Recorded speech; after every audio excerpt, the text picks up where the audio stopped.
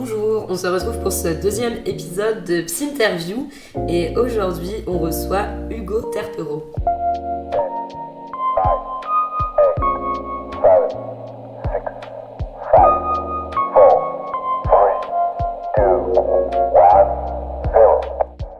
Hugo, présente-toi en quelques mots.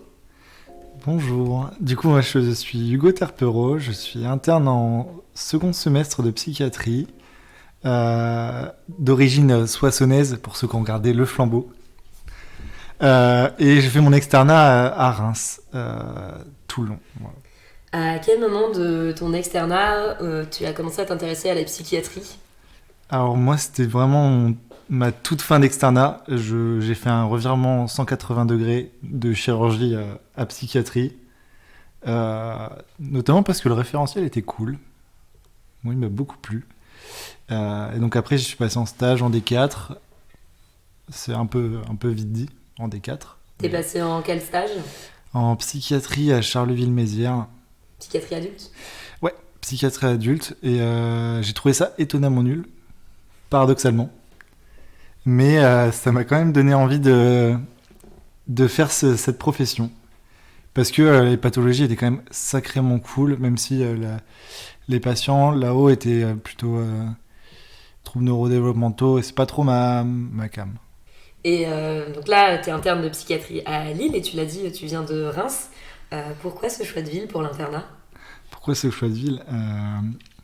Notamment parce qu'on me l'a bien vendu, et puis j'avais aussi dans une optique quand même de, si je partais de Reims, de faire de la recherche pour être calé dans cette spécialité, et j'avais ouï dire que Lille était très bien placée au niveau de la recherche en France en psychiatrie. Pour resituer, toi, tu n'avais pas fait de Master 1 pendant ton externat. J'avais toujours été recalé du Master 1. Donc on peut dire aux gens qui nous écoutent que ne pas faire un Master 1 pendant son externat n'est pas une fatalité, contrairement à ce qu'on peut entendre parfois. Voilà. Et tu disais, la recherche, tu as commencé à t'y intéresser au moment où tu choisis la psychiatrie pour ton internat, ou c'est quelque chose déjà... Alors, pour le côté recherche, oui. Le côté pédagogie, ça m'a toujours intéressé. Donc, globalement, j'allais toujours m'orienter vers ça. Et puis, au moment où j'ai choisi la psychiatrie, comme je vous ai dit, surtout à Lille, je me suis dit, go, je me lance dans de la recherche pour découvrir pleinement cette spécialité. Et donc, c'est à peu près vers février que j'ai dû m'intéresser vraiment au parcours de master, comment m'inscrire, les différents masters possibles. On a retracé là un petit peu ton parcours et tu as fait la transition parfaite pour entrer dans le vif du sujet. C'est quoi du coup les différents masters possibles à Lille et comment on fait pour s'y inscrire ? Alors les différents masters à Lille, il y en a une tonne, je ne saurais pas tout vous dire, à la fois de la socio, à la fois de la biologie, de la psycho, même sur de la biocell. Tout ce que vous voulez, il n'y a pas de restriction, même quand on fait psychiatrie. Vraiment, on choisit le master qu'on veut. Moi, j'ai choisi un master de neurosciences. Et après, en second semestre, une partie neuropsychopharmacologie. Et du coup, par contre, je m'y suis pris assez tôt pour m'inscrire. Parce que l'inscription à l'internat est mal calée, on va dire, sur l'inscription de la fac. Et donc, tout est décalé. La fac... La fin des inscriptions à la faculté se terminait du moins pour moi, avant mon choix de ville. Donc j'ai dû un peu faire un pari. Et je pense que pas mal d'internes doivent faire un pari sur ça pour pouvoir s'inscrire en master. Parce que globalement, c'est mi-août, il me semble, la deadline pour les inscriptions. Et tu connais des internes qui ont pu s'y prendre un peu après pour s'y inscrire, ou alors le faire lors d'années suivantes, lors de leur internat ? Alors, globalement, durant les premières réunions, notamment avec la fac, tous les chefs, les PU, etc., vendent que tu peux facilement rechoper le master après. Je suis tout à fait d'accord. Pas dans ma promo, mais dans les promos d'au-dessus, il y en a qui ont pu réussir par des mails et par un petit harcèlement de la scolarité à passer outre cette deadline et puis quand même enquiller sur une année de master. Et puis après, sinon, il y a Il n'y a pas de restriction d'année pour pouvoir le faire. On peut le faire que ce soit la première année, la seconde, etc. Et tu disais que tu avais choisi le master neurosciences, toi. Qu'est-ce qui t'a plu dans ce master en particulier, contrairement à d'autres, même si, au premier abord, on voit un lien avec la psychiatrie assez évident? Oui, voilà. Donc moi, c'était le lien avec la psychiatrie. Et puis, une deuxième spé qui m'a beaucoup intéressé, même si j'avais pas la volonté d'en faire mon métier, c'était la neuro. Pareil, on voit un peu le lien avec la psychiatrie. Surtout que le programme des neurosciences à Lille est pas mal centré sur des pathologies psychiatriques et même du fonctionnement du cerveau, de la physiopathe psychiatrique, que ce soit l'attention, la cognition, que ce soit les idées délirantes, le syndrome parkinsonien secondaire aux neuroleptiques. Tout ça, c'est des sujets qui sont traités par ce master et qui du coup ont pu m'apporter des connaissances en psychiatrie en plus de la formation par le DES. Et maintenant qu'on a l'idée du master, concrètement, comment ça s'organise dans l'internat, ce master 1, en termes de temps, comment l'emploi du temps il est fixé? Parce que je pense qu'on se rappelle tous un petit peu des gens qui faisaient des master 1 quand on était externe. C'était des medlib ou des UE en plus, avec un stage qui prenait la place d'un stage d'externat. Mais quand on est interne, en fait, on est quasiment 100% du temps à l'hôpital. Donc, comment ça s'organise dans ton quotidien d'interne de faire un master? Alors bon, c'est une gymnastique quand même. Globalement, j'ai dû commencer mon année avec 2 heures d'anglais un soir par semaine. Durant le premier ou le second, premier ou slash second mois, la matinée du samedi sur qu'est-ce que c'est la recherche, quelles sont les règles au niveau de l'éthique, même l'histoire de la recherche tout simplement. Et une demi-journée par semaine, moi c'était le jeudi après-midi, des cours théoriques sur donc la spécialité, donc pour moi la neuroscience. Et vous étiez que entre internes de psy, que entre internes, tout le monde mélangé, avec des gens d'autres horizons? Du coup moi j'étais le seul interne de psy. Il me semble que j'ai eu une interne de Réa qui avait l'anglais en commun avec moi, mais sinon en neurosciences j'étais le seul interne, pas mal d'externes. Et puis sinon il y avait des pharmaciens ou des bios, il me semble. Et qui dit cours dit examen en général, parce que là tu as eu des cours théoriques, et ça en est suivi j'imagine des examens, comment ça se passe? Tu peux te libérer de stage pour passer tes examens, c'est des partiels, c'est des QCM, des dissertes. Alors, bon, globalement, que ce soit pour les cours ou pour les partiels, j'ai jamais eu trop de problèmes à me libérer. C'est du sacrifice dans le sens où les demi-journées qu'on peut prendre de off, moi je les prenais pour le master. Le soir, je quittais de cours, de stage, j'allais en master, où je bossais le master, et puis donc ça marchait par semestre.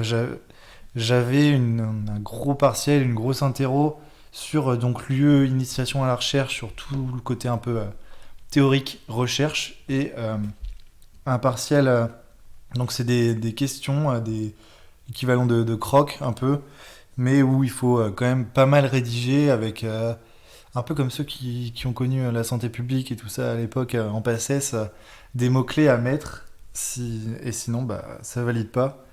Donc tout ça les 2 semestres, et puis l'anglais, moi c'était du contrôle continu.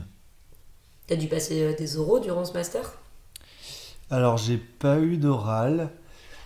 Là actuellement il y a le mémoire qui est en cours, donc un mémoire à rédiger d'une 15aine de pages et qui sera présenté, qui sera à soutenir devant un jury, donc c'est une forme d'oral. Et t'es en train de parler de ton mémoire, et le mémoire, en général, c'est par rapport à un stage, une expérience. Comme dans l'externat, il y a un stage pour ce Master 1, toi, tu l'as fait où, ton stage? Alors du coup, oui, il y a un stage obligatoire de 15 jours minimum, donc soit d'affilée, soit à dispatcher. Moi, je l'avais dispatché en fonction de mes repos de garde et mes journées de formation. Je l'ai fait à Lille, directement au CHU. Il y a une unité spécialement dédiée à la recherche qui s'appelle l'unité Cure, où il y a pas mal de biologistes, de programmeurs, de chercheurs tout court, et qui traitent pas mal de sujets, dont des sujets, beaucoup de sujets relatifs à la psychiatrie. En attendant, l'unité, elle est dans l'hôpital psychiatrique dans le CHU de Lille. Et donc que ça soit les addictions, la dépression. Moi, je l'ai fait dans le stress post-traumatique, sur les biais attentionnels donc, qui permettent de maintenir la symptomatologie. Et voilà, il me semble que j'ai répondu à ta question. Tu as fait ton stage au CHU de Lille. Pour obtenir un stage, c'est quoi les démarches? C'est à toi de trouver, on propose des idées, c'est dur, c'est facile? Alors, globalement, au début du master, ils nous donnent une liste de chercheurs, de laboratoires à contacter en fonction de la spécialité qu'on a. Et donc, c'est à nous de les contacter. Moi, j'ai eu assez de chance, c'est que l'unité Cure et ses chercheurs, ils font partie de l'hôpital psychiatrique. Et donc, j'ai eu qu'à monter à l'époque et à me présenter. Et j'ai pas eu de mal. Les chercheurs étaient pas mal contents d'avoir de la main-d'œuvre, entre guillemets. Donc, moi, j'ai pas trop galéré. Je sais qu'il y en a qui ont beaucoup plus eu de peine à en trouver. Après, je sais pas quel investissement ils ont pu mettre parce que moi, je trouvais que c'était pas si dur. Donc ton stage, il a duré 15 jours un peu dispatché. Tu faisais quoi pendant ces journées de stage? Parce que c'est pas un rôle d'interne classique.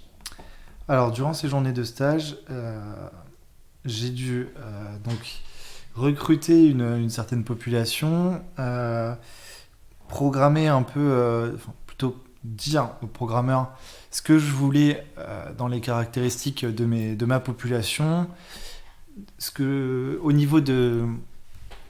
J'ai dû un peu préparer le matériel d'enregistrement. Moi, c'était grâce à de l'oculométrie. Donc, savoir aussi quels paramètres j'allais mesurer. Et puis après, faire les passations qui duraient une trentaine de minutes. Donc, pour mesurer les biais attentionnels de ces différentes personnes. Voilà. Et on entend que tu n'as pas encore officiellement fini puisqu'il reste la soutenance du mémoire et on te souhaite bon courage. Mais qu'est-ce que tu en retires de cette expérience de Master 1? Alors, mon expérience de Master 1, j'ai quand même globalement apprécié. Les cours sont hyper intéressants. Franchement, ça vaut le coup un peu de se saigner en plus du stage. Parce que la majorité des profs sont très sympas, très intéressants. Le contenu des cours touche vraiment sa cible. Moi, je voulais apprendre un peu du plus sur la psychiatrie, sur de la neuro. Et c'est vraiment des trucs intéressants, pas comme on pouvait apprendre en PACES ou des fois dans les cours de L2. Petit point négatif, malheureusement, c'est les partiels. Hein. C'est toujours chiant de retourner dans les salles d'examen. Et puis après, au niveau de la recherche, c'est quand même bien, notamment si tu te prédestines à faire de la recherche ou de l'enseignement, de connaître comment une étude est faite, de savoir la construire et savoir la mettre en place pour qu'elle soit valide. Je pense que ça m'a fait pas mal d'exercices en pratique. Est-ce que tu aurais une anecdote un peu sympa à raconter sur ton master? Parce que là, on est très sérieux depuis tout à l'heure. C'est le moment un petit peu de la pause fun. Oh, une anecdote sympa. Bon, j'ai juste pu voir que certains de mes amis avaient de gros problèmes attentionnels ou de gros problèmes de vision. Pour mesurer un biais attentionnel, c'est quand même un sacré problème. Voilà, ne recrutez pas forcément vos potes en tant que cobayes, même s'ils sont disponibles et volontaires, ce n'est peut-être pas les meilleurs sujets d'études. Et évitez qu'ils soient en gueule de bois pour les enregistrer. Ouais, c'est mieux. Là, tu as fait du coup un Master 1. Il existe d'autres étapes. Est-ce que tu envisages de faire un Master 2? Et est-ce que tu peux nous expliquer un petit peu en quoi ça consiste un Master 2? Parce qu'autant le 1 en général on voit bien, parce que les facs de médecine nous présentent souvent, autant le Master 2 c'est un petit peu l'inconnu. Alors, là je vais faire une petite pause déjà. Parce que ça vous fait quand même une grosse année. Je dirais pas que c'est peut-être pas le plus stratégique de faire un Master 1 dès la première année d'internat. Ça fait beaucoup d'adaptation et beaucoup de charge de travail dès le début de l'internat. Donc là, moi, j'aimerais un peu me reposer, mais pourquoi pas reprendre plus tard, notamment quand je pourrais faire des remplats, c'est-à-dire pouvoir aller dans des services un peu en mode chasseur de primes. Parce que quand tu fais une année de Master 2, tu peux expliquer un petit peu le principe par rapport à comment ça s'intègre dans ton internat? Alors, une année de Master 2, en fait, tu mets en pause ton internat, tu vas plus en stage, tu te mets à dispo et tu passes toute ton année à faire de la recherche en laboratoire. Donc, tu fais un peu la même démarche qu'en Master 1. Tu vas chercher tes chercheurs. Oups.